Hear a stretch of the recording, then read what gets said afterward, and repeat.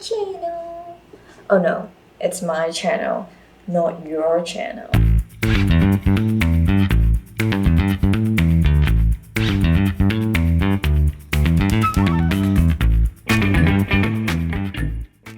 你们看它的毛长出来了，切黑黑的，全部都是之后会长出来的一撮撮的毛。So yeah, welcome back to my channel. 今天我们来分享一下时间管理。好了 ，So 你们会点进来这个影片，都是因为你们想要透过时间管理，有效的达到你们想要的目标，对吧？很清楚的安排自己的生活。你们才会点进来这个影片，对吧？2个月前，我看到一些哈佛大学和剑桥大学的博士毕业班学生，他们在网上分享的一些时间管理的学习经验，所以我也整理了一些。我觉得就是如果大家都可以知道这一些，把握这几个简单的技巧的话，大家都可以很有效的达到目标。这个礼拜其实是毕业班的期末考周，大3以下的期末考周那是在2个礼拜后吧。如果你这个学期已经搞砸了，没关系，就是你的时间、你的成绩全部搞砸了，没关系。就 Let's try not to fuck another semester up， 对吧？就是不要再搞砸下一个学期。So， 我们一起来学习。我们都知道，时间是一个很抽象的东西，所以要掌控它的秘诀就是我们要把它具体化。我先给大家一个概念，就是以我的例子来说，去年一整年到今年，我去了11个国家，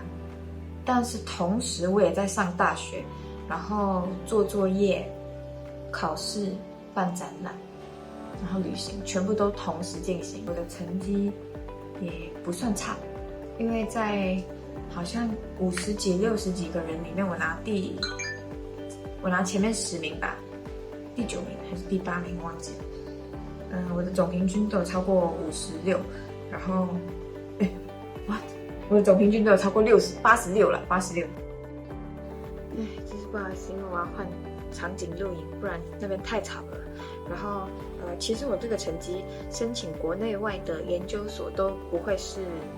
有问题，但有些人可能就会说，私立学校的老师是不是都给分数给很大方？但其实我觉得还好。那刚刚我们有说到，要掌握时间的秘诀，就是把它具体化。那什么叫做具体化呢？就是你很清楚的看见时间，你的时间是长什么样子的，你在什么时候应该做什么样的事情。譬如说，你可以最简单的方法就是拿一张纸跟笔，写下你想要的3年后、5年后的生活，把它具体化，越清楚越好。那当你在detailing 这些东西的时候，你就会慢慢把时间缩短，就是为了达到3年后的这个生活的目标，我在前面第1年跟第2年需要做的事情和需要达到的目标有什么，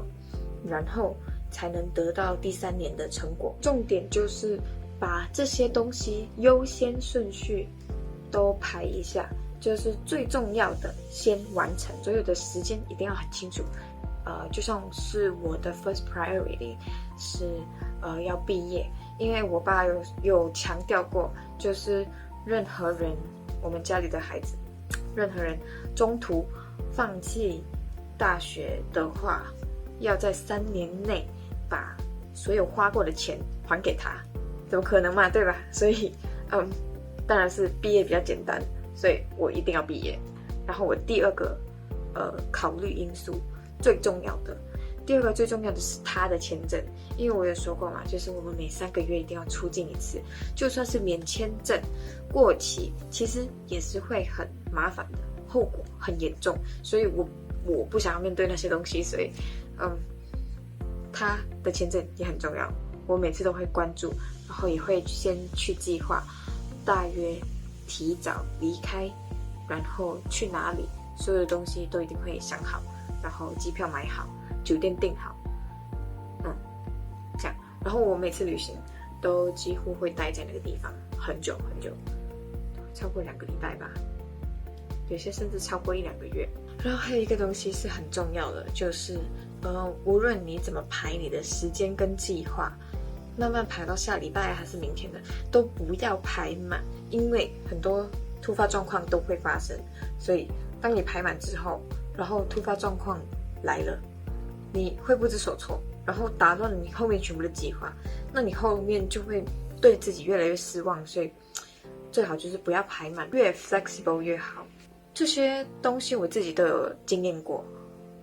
在这几个月来，我自己安排考托福考试等等的，我都用这几个原理去安排我的时间，一边安排一边看着我的2-3年后的目标，慢慢一件一件达成的时候，心里的成就感真的是很难去形容给大家听。反正如果你觉得计划真的很难的话，你可以从每一天你写3件明天要做的事情，然后从最重要的开始做，每天只需要做这3件事情就对了，没有完成也没关系，那你第2天再继续做。你可以在你的计划上面加越来越多的事情，变成一个习惯之后，你会发现哇，其实计划其实一点都不难，因为你知道你什么时候该做什么事情，他们会越来越清楚，时间也会慢慢的在你的脑袋里面具体化，它是一种习惯啊。所以稳定自己的心态，根据自己的能力去调试这一些必做事项，你慢慢的生活会变得越来越清晰，你也会对未来越来越有信心，而不是就是一直在打转这样。希望你今天有学到新的东西，然后如果你觉得这个方法真的有用的话，记得分享给你的同学或是你的朋友，然后现在就开始计划吧。